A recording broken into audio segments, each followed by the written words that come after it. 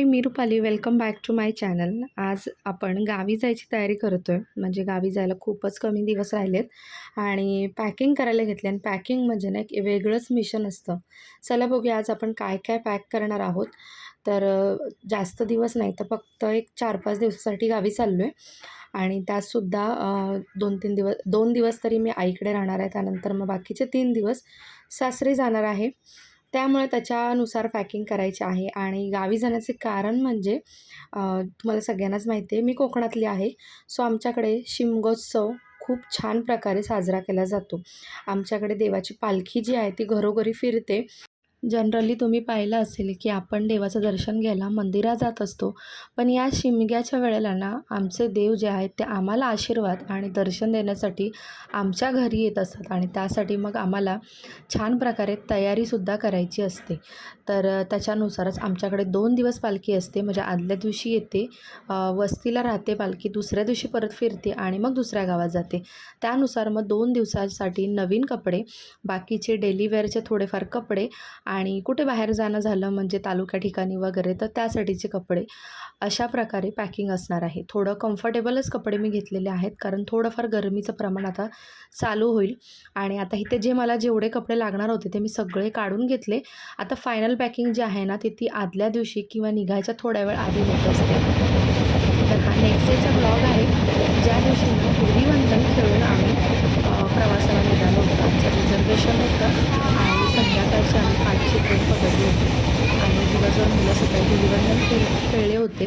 यावर्षी मी काही धुलीवंदन खेळली नाही कारण मुलाची तयारी होती आणि यावर्षी काही इच्छासुद्धा नव्हती खेळण्याची, त्यामुळे मी काही खेळली नाही.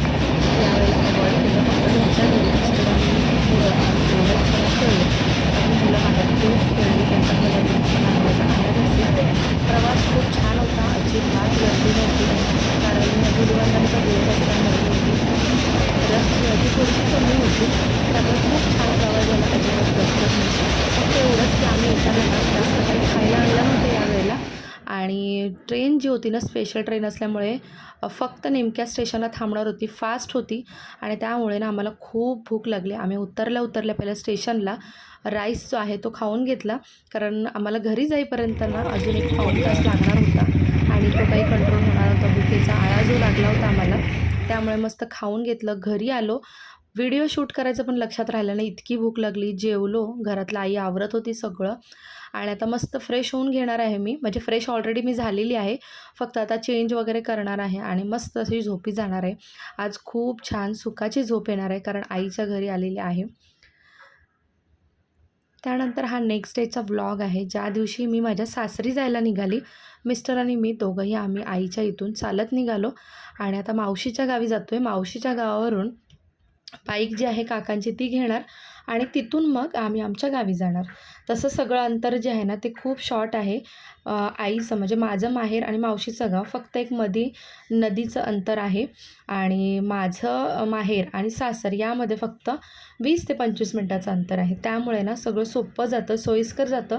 सासरी आता कोणी नसतं म्हणजे सगळेच जण आम्ही जे आहोत ते मुंबईत राहतो, त्यामुळे घर बंद असतं आणि त्याचमुळे ना फर्स्ट मी मुंबईवरून येताना आधी आईच्या घरी उतरते कारण थोडं फ्रेश वगैरे व्हायला मिळतं, खायला प्यायला व्यवस्थित सोय होते आणि त्यानंतर मग सासरी जाते कारण गेल्या गेल्या सासरीनं साफसफाई वगैरे करावी लागते.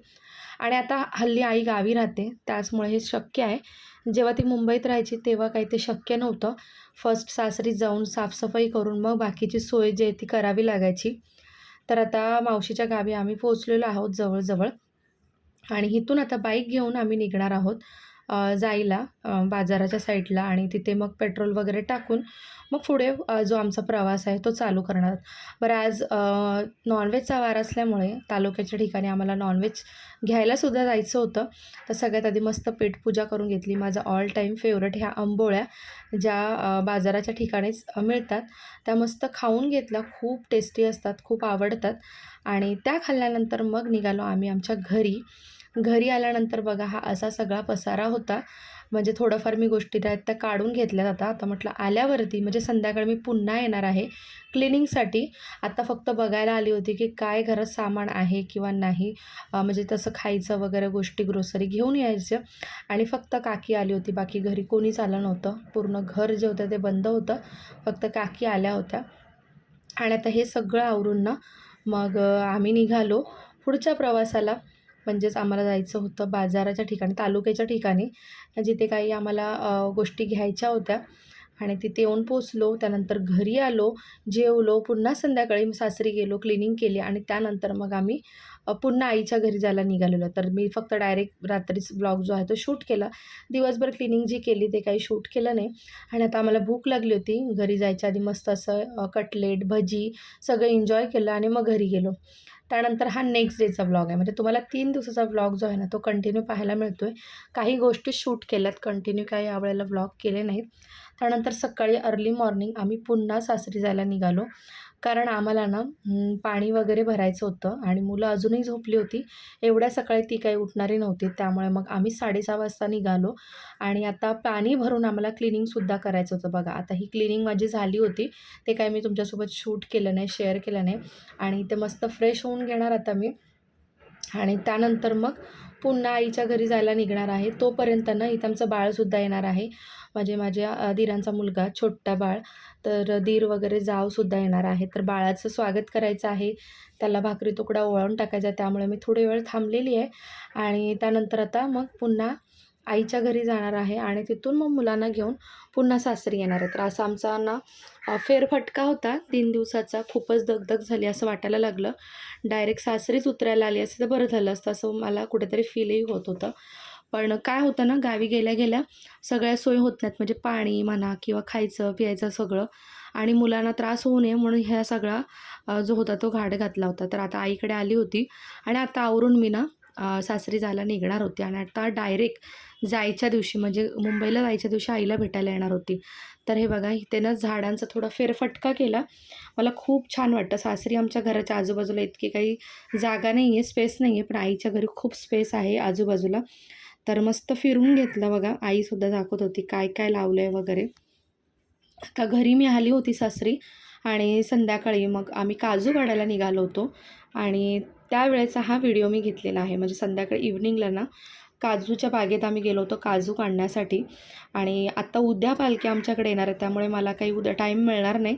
तर थोडेफार मी आज काढून घेणार आहे. मग बाकीचं उरलेलं जे आहे ते मिस्टर आणि दीर दोघंही उद्या काढतील. आता काजू यावेळेला ना खूप छान आले होते. पण ना यावरती ना एक वेगळ्या प्रकारचा रोग पडला होता. म्हणजे थोडेफार काजू जे आहेत ना काळवंडलेले होते. तर आता बघू शकता तुम्ही आणि काळवंडलेले काजू असले की आतला गर चांगला निघेल याची काही शाश्वती नसते. माझ्यासोबत सुप्रियाची मम्मीसुद्धा होती. तर आम्ही दोघीजणी मस्त काजू काढलं आणि जाता जाता असं ना सूर्यास्तसुद्धा एन्जॉय केला. तर असा होता माझा 3 दिवसाचा व्लॉग. तुम्हाला कसा वाटला? गावी जास्त काही शूट करत बसली नाही कारण एन्जॉय करण्याचं महत्त्वाचं होतं. तर चला पुन्हा भेटू.